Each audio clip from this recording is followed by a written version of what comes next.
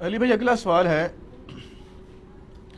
علی بھائی نے بھی عام لوگوں کی روش پر چلتے ہوئے محمد بن قاسم فاتح سندھ سے متعلق بغیر دلیل کے الزام لگایا ہے کہ ان کا حملہ دنیاوی غرض کے لیے تھا، نہ کہ راجہ طاہر کے ظلم و ستم کے خلاف تھا۔ پلیز اس حوالے سے رجوع فرمائیں۔ پلیز قرآن و حدیث کو والا پیش کریں تو ہم رجوع فرما لیں گے۔ آپ بھی تاریخ بیان کر رہے ہیں اور میں بھی تاریخ بیان کر رہا ہوں، تو رجوع کس بات کا؟ رجوع صورت میں ہوگا جب آپ قرآن و حدیث بیان کریں اور میں تاریخ بیان کروں۔ جس طرح کہ میں کربلا کے اوپر بخاری مسلم سے حدیثیں بیان کرتا ہوں، آپ تاریخ بیان کرتے ہیں، تو وہ تو رجوع بنتا ہے۔ تاریخ میں تو گڑبڑ ہوئی ہوئی ہے، احادیث اسناد کے ساتھ ہے۔ قرآن و حدیث کے اسلوب میں یہ بات بیٹھتی نہیں ہے۔ اس کی وجہ یہ ہے کہ بخاری مسلم کی روشنی میں نے آل امیہ کے بارے میں جو کچھ بیان کیا ہے، جو کچھ وہ اپنے دور ملوکیت کے اندر کرتے تھے مسلمانوں کے ساتھ، مکے مدینے کے مسلمانوں کے ساتھ، اس میں تو یہ بیٹھتا ہی نہیں ہے کہ وہ ماشاءاللہ ایک خط لکھنے کے اوپر سندھ پہنچ جائیں۔ اپنے گھر میں وہ لوگوں کے اوپر ظلم کر رہے ہیں، ان کو ناحق۔ اور حجاج ابن یوسف تو وہ ملعون ہے جس کو تو ناصبی بھی ملعون مانتے ہیں۔ صحیح مسلم میں حدیث ہے کہ بنو ثقیف میں ایک کذاب پیدا ہوگا اور ایک ظالم، اور اسما بنت ابی بکر کہتی ہیں اے حجاج ابن یوسف، کذاب تو ہم دیکھ چکے، ظالم شخص تو ہے جس کے بارے میں نبی علیہ السلام نے فرمایا تھا۔ یہ صحیح مسلم میں ہے۔ میرا یوٹیوب پہ آپ کلپ دیکھ لیں، لاکھوں لوگوں نے دیکھا ہے۔ آل امیہ کا دہشت گرد حجاج ابن یوسف 5 لاکھ سے زیادہ لوگ دیکھ چکے ہیں۔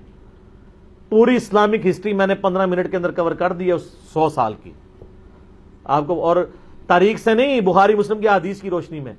تو وہ حجاج ابن یوسف، اس کا بھتیجا محمد بن قاسم یہاں لوگوں کی داد رسی کے لیے پہنچے گا، جو وہاں اہل بیت کو قتل کروا رہے ہیں، صحابہ کے قاتل ہیں۔ سر بخاری اٹھا کے دیکھیں، حضرت انس بن مالک جو ہیں وہ کتنے پریشان ہوا کرتے تھے کہ ہم پہ یہ کون سا خبیث مسلط ہو گیا حجاج ابن یوسف جو مسلمانوں کے اوپر ظلم کرتا ہے۔ ان لوگوں نے جا کے یہاں پہ فریادیں سننی تھی۔ ہاں آپ کو کہانیاں کرا دی گئی ہیں، آپ وہ کہانیاں، آپ جیسے نور الدین زنگی کا ایک کہانی والا واقعہ آپ کو بیان کر دیا ہے کہ جی وہ یہودی حضور کی جسم مبارک قبر سے نکالنے لگے تھے، وہ ڈرامہ بھی بن گیا۔ اب لوگ کہتے ہیں جی علی بھائی کہتے ہیں غلط ہے، ہم نے تو ڈرامہ دیکھا ہے، تو ڈرامہ ہی دیکھا جی نا، اس کی تو سند ہی کوئی نہیں ہے۔ سمودی نے وہ 500 سال کی سند ہی بیان نہیں کی ہے، اور پھر معذرت کے ساتھ بریلویوں کے تو عقیدے کے خلاف ہے۔ کیا رسول اللہ نور الدین زنگی کے محتاج ہیں اپنی قبر مبارک میں اپنے جسم کی حفاظت کے لیے؟ اللہ کدھر گیا؟ فٹ ہی نہیں بیٹھتا، جھوٹ ہے۔ اور پھر میں ایسے پوچھتا ہوں کہ جب یزید نے 3 دن تک مسجد نبوی میں گھوڑے باندھے ہیں، اس وقت نور الدین زنگی کدھر تھا؟ اور نماز نہیں ہوئی ہے، اس وقت زمانے میں کوئی نور الدین زنگی نہیں تھا۔ اور جب خانہ کعبے پہ صحیح مسلم میں آتا ہے کہ چڑھائی کی حجاج ابن یوسف نے، اور یزید کے دور میں بھی چڑھائی ہوئی اور خانہ کعبہ کا غلاف جل گیا، ایک دیوار بھی ڈیمیج ہو گئی، اس وقت کدھر تھا نور الدین زنگی؟ اور دنیا بقدر ایفٹ ہے۔ وہ ابابیل والا ایک ہی واقعہ ہوا ہے، بخاری میں حدیث ہے کہ قرب قیامت میں ایک کالا حبشی پتلی ٹانگوں والا کعبے کی اینٹ سے اینٹ بجا دے گا۔ اللہ نے دنیا بقدر ایفٹ رکھی ہوئی ہے۔ تو یہ حجاج ابن یوسف کے ظلم کی ایک پوری داستان ہے، اس کا یہ بھتیجا ہے محمد بن قاسم۔ دوسری طرف اہل سنت اہل تشیع کی دونوں کی تاریخ کی کتابیں اٹھائیں، حدیث میں تو ان کے پلے بھی کوئی شے نہیں نا، کس حدیث میں محمد بن قاسم کا نام آیا؟ تاریخ سے ہی پیش کرتے ہیں، تو تاریخ یہ بھی تو سنیں نا۔ تاریخ دمشق کے اندر ابن ساکر کی، تاریخ بغداد کے اندر خطیب بغدادی کی، اور تاریخ یعقوبی جو سنی اور شیعہ دونوں مانتے ہیں، ان تینوں تاریخ کی کتابوں میں کم از کم 5 اصحاب کا ذکر ہے جو سندھ سے جا کے نبی علیہ السلام کے ہاتھ پہ کلمہ پڑھ کے مسلمان ہوئے ہیں۔ یہاں پہ 5 صحابہ آئے ہیں نبی علیہ السلام کے، تو اسلام تو اسی زمانے میں آ گیا تھا۔ اور حضرت عثمان کے دور میں بلوچستان کا کتنا ایریا فتح ہو چکا تھا، رشیا افغانستان حضرت عثمان کے دور میں فتح ہوا ہے۔ بخاری میں موجود ہے کہ ہم رومن اور پرشین امپائر جب گری، اس کے بعد وہاں کے لوگوں کو ہم نے ابھارا کہ ہم نے آذربائیجان اور یہ ساری فتوحات کرنی ہے حضرت عثمان کے دور میں۔ اسلام تو آ چکا ہوا تھا یہاں پہ، اور صوفیاء اپنے چکر میں ڈالتے ہیں ہم اسلام لے کے آئے، ناصبی محمد بن قاسم کو لے کے آتے ہیں جی وہ آیا تھا، اور وہ آیا اس لیے تھا میرے بھائی وہاں سے جو اہل بیت تھے وہ اپنی جانیں بچا کے ہجرت کر کے سندھ میں آئے تھے، راجہ دائر نے ان کو پناہ دی ہوئی تھی، تو وہ کہتا تھا ہمارے بندے واپس کرو. اور سر آپ سندھ میں آج چلے جائیں، سندھیوں سے ان کی ہسٹری پوچھ لیں. میں اکثر کہتا ہوں اللہ کے بندو، پاکستان کی ساری کتابوں میں یہ لکھ دینا کہ پاکستان جو ہے محمد علی جناح نے سیکولر سٹیٹ بنائی تھی، کوئی فرق نہیں پڑتا. آج لوگ زندہ ہیں جنہوں نے محمد علی جناح کی تقریریں سنی ہوئی ہیں، یہ عملی تواتر سے ٹرانسفر ہو رہی ہے. اور یہ کہ جی مسلمانوں کا قتل عام ہوا تھا، یہ کتابوں سے نکال بھی دیں تو وہ مسلمان تو نسل در نسل رہیں گے نا. کسی کی دادی مری ہوئی ہے، کسی کا دادا مرا ہوا ہے، جب وہ اپنی اولاد میں ٹرانسفر. آج بھی جتنے مہاجرین ہیں 70 سال ہو گئے، آپ ان سے پوچھیں وہ بتائیں گے کہ ہمارا، کوئی کہے گا میرا دادا قتل ہوا تھا، کوئی کہتا ہے میرا پردادا قتل ہوا تھا. آپ 200 سال بعد بھی چلے جائیں گے نا، وہ بتائیں گے ہمارے اجداد کو قتل کیا گیا تھا. اس کے لیے آپ کو ہسٹری کی کتاب پڑھنے کی بھی ضرورت نہیں ہے. تو جن اہل بیت کے ساتھ ظلم ہوئے ہیں نا، ان سے بھی تو پوچھیں. اہل بیت میں سے سنی ہو یا شیعہ سید جہاں پہ بھی موجود ہیں، ان سے آپ پوچھیں کہ یہاں پہ محمد بن قاسم کیا لینے آیا تھا. وہ تو نہیں مانتے، وہ تو کہتے ہیں ہمارے ساتھ ظلم کیا ہے، اور تاریخی کتابوں میں بھی موجود ہے. اور پریکٹیکلی حجاج ابن یوسف کا پورا کریکٹر ہے. اور سر جو اپنے ملک کے اندر 2 نمبری کر رہے ہیں اور دوسرے ملکوں میں جا کے ماشاءاللہ لوگوں کی حفاظت کریں گے، وہ یہ فٹ ہی نہیں بیٹھتا. تو سندھیوں کو پتا ہے کہ وہ کیا کر کے گیا. اور پھر آپ کو سب کو یہ پتا ہے کہ جب محمد بن قاسم نے سندھ کا وہ علاقہ فتح کیا تھا، تو اس کے بعد آپ کو بتایا جاتا ہے کہ پھر بعد میں محمد بن قاسم کو واپس بلا کے جیل میں ڈال دیا گیا. یہ اس ڈرامے میں بھی دکھایا گیا جو محمد بن قاسم پہ ڈرامہ بنایا تھا پی ٹی وی نے.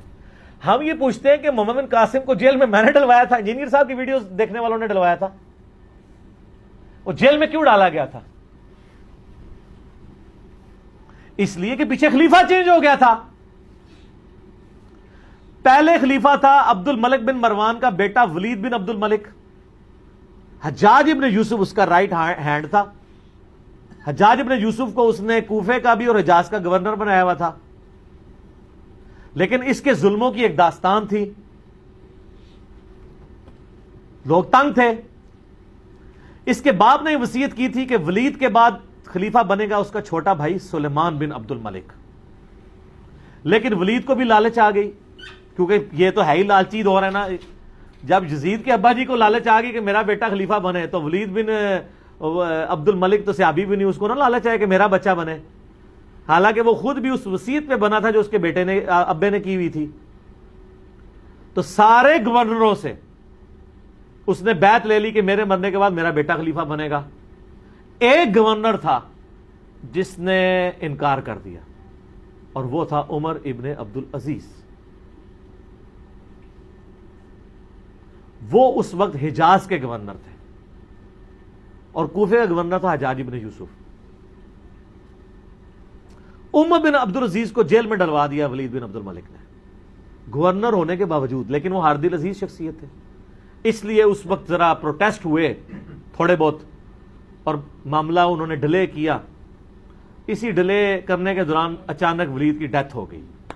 وہ اپنے اس مقصد میں کامیاب نہیں ہو سکا، اور الٹیمیٹلی اس کا بیٹا، اس کا جو چھوٹا بھائی ہے، وہ خلیفہ بن گیا، سلمان بن عبد الملک. سلمان بن عبد الملک جیسے ہی خلیفہ بنا تو اس کو یہ احسان یاد تھا کہ عمر بن عبد العزیز کی وجہ سے میں خلیفہ بناؤں. اگر عمر بن عبد العزیز بھی بیعت کر لے، پھر عمر بن عبد العزیز کوئی عام آدمی نہیں تھا. عمر بن عبد العزیز ان کا بینوئی بھی لگتا تھا، ولید بن عبد الملک اور سلمان بن عبد الملک کا، کیونکہ مروان کے 2 بیٹے تھے، عبد الملک بن مروان اور عبد العزیز بن مروان. اور عبد العزیز کا بیٹا تھا عمر بن عبد العزیز. عمر بن عبد العزیز کی جو بیوی تھی نا فاطمہ، وہ ولید بن عبد الملک کی بہن تھی. تو ظاہر جیل میں ڈلوا سکتا تھا، مروا نہیں سکتا تھا. تو اس لیے کہتے ہیں کہ تاریخ انسانی میں اتنی پاورفل خاتون کبھی کوئی نہیں آئی کہ جس کا خامد بھی 3 براعظموں کا خلیفہ عمر بن عبد العزیز، جس کا باپ بھی 3 براعظموں کا ملک عبد الملک بن مروان، اور جس کے 4 بھائی ولید بن عبد الملک، یزید بن عبد الملک، ہشام بن عبد الملک، یہ لوگ 4 بھائی، اور یزید بن عبد الملک وہ خلیفہ. باپ خلیفہ، 4 بھائی خلیفہ، خامد خلیفہ فاطمہ بنت عبد الملک. تو جب وہ خلیفہ بن گئے سلمان بن عبد الملک.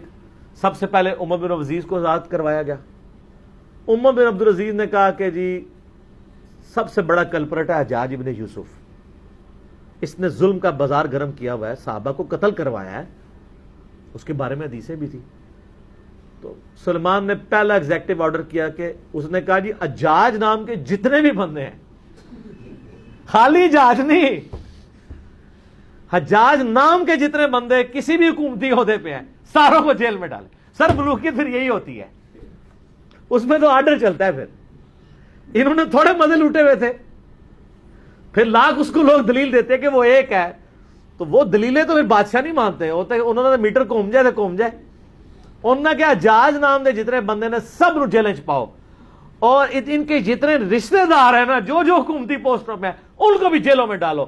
تو محمد بن قاسم جو بھتیجا تھا اس کو بھی پکڑ کے جیل میں ڈال دیا گیا.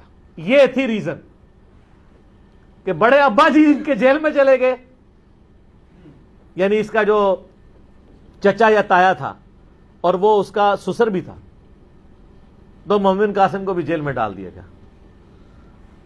تو یہ پیچھے ریزن تھی. تو انجام اس لیے ہوا تھا. تو جیل میں ڈلوانا اس بات کا ثبوت ہے کہ ان کے کرتوت کیا ہوں گے. تو اگر کسی نے رحمت اللہ علیہ کہنا کہ یار ہمیں تو کوئی نہیں, آپ تو یزید کو رحمت اللہ علیہ کہتے ہیں, تو اگر آپ حجاج کو رحمت اللہ علیہ یا محمد بن قاسم کو کہیں تو کوئی مسئلہ نہیں ہے. اللہ تعالیٰ آپ کا حشر یزید, حجاج ابن یوسف, محمد بن قاسم کے ساتھ کرے, اور میرا حشر اللہ تعالیٰ حسن ابن علی, حسین ابن علی, مولا علی, فاطمہ, عمار ابن یاسر, ابو بکر, عمر, عثمان کے ساتھ کرے رضی اللہ عنہم اجمعین وعلیہم السلام اجمعین. آمین کہہ دو, تانوں کو ڈر پے گیا اے بہرحال جڑے ویڈیو ویکھن گے انہی جی آمین کہن لگے جڑے رحمت اللہ علیہ کہندے. ٹھیک ہے, تو وہ رجوع والا معاملہ نہیں ہے, یہ قرائن بتاتے ہیں کہ یہ اس طریقے سے ایسے ہوا ہے. اگر کوئی حدیث ہے تو مجھے پیش کر دیں, میں رجوع کر لوں گا. اس پہ ڈاکٹر طاہر القادری صاحب نے بھی ایک ان کی بھی ویڈیو چڑھی ہے, انہوں نے بھی پورا یہ یعنی ساری تاریخ بتائی ہے. خالی میرا تفرد نہیں ہے اس مسئلے میں کہ میں اپنی طرف سے بیان کر رہا ہوں. باقی آپ سندھیوں سے جا کے پوچھ لیں, وہ سندھیوں نے تو اتنی ویڈیو شیئر کرائی ہے کہ وہ ہر جگہ پہنچی ہوئی ہے کہ یار پہلی دفعہ کسی داڑھی پگڑی والی بندے نے ہمارے حقی کو بات کی ہے. خام خواہ مطلب ان لوگوں نے اس کو ہیرو بنایا ہوا تھا, اس نے تو ہمارے ساتھ یہ کیا ہے. ادھر میں یعنی کافروں کی نہیں بات کر رہا, مسلمانوں کی.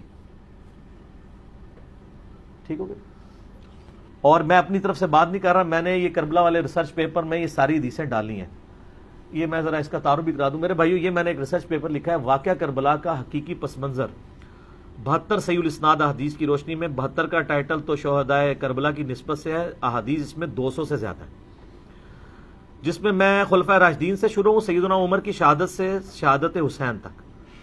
حقیقی خلفائے راشدین کون ہیں؟ شہادت عثمان کے اصلی اسباب, جنگ جمل, صفین, نہروان, حضرت معاویہ کا دور ملوکیت, صلح حسن, اس کے بعد یزید کی ولی عہدی, اور الٹیمیٹلی حضرت حسین ابن علی کی مظلومانہ شہادت رضی اللہ عنہما وعلیہم السلام.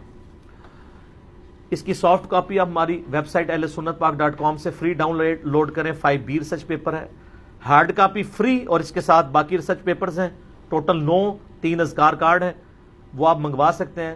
صبح 9 سے مغرب تک ہماری اکیڈمی کا نمبر کھلا ہوتا ہے, +92 کے کوڈ کے ساتھ 32159000162, اور پاکستان سے کریں گے تو 032159000162. کال کریں, اپنا ایڈریس ٹیکسٹ میسج کریں, فری کاپی آپ کے گھر آ جائے گی. ایک کاپی تو ہم سب کو فری دیتے ہیں.